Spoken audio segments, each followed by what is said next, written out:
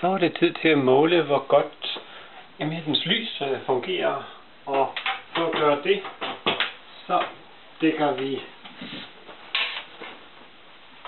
lidt af.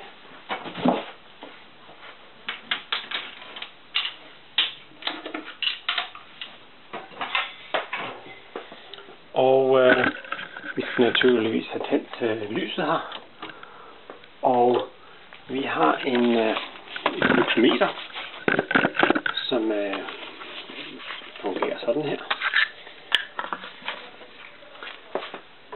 Derefter skal vi har en mørk plade her, der er placeret 70 cm under emhættens, 70 cm under emhættens underste flade, kan man sige. Og der måler vi så i hver hjørne af bordet og i midten, og så undersøger vi samtidig, om der er noget lys, der blænder os. Vi starter med at måle her, hvor vi har det ene hjørne skåret, og det andet hjørne, det tredje hjørne, og man kan se, at der er langt mindre lys på den forreste del af komfuret, og vores centrum også er rimelig godt oplyst.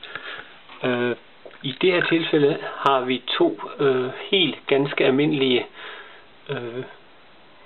25 watt pærer, som er meget nem at skifte.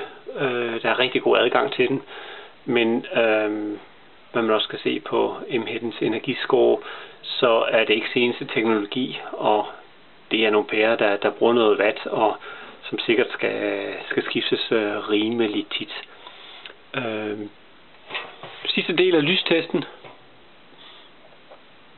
står jeg og placerer mig, som jeg vil, når jeg laver mad, og lyset her er meget behageligt, uden at blænde overhovedet, så selvom det ikke imponerer med hensyn til lysstyrke, vil det bestemt være dejligt, behageligt lys for at lave mad ved.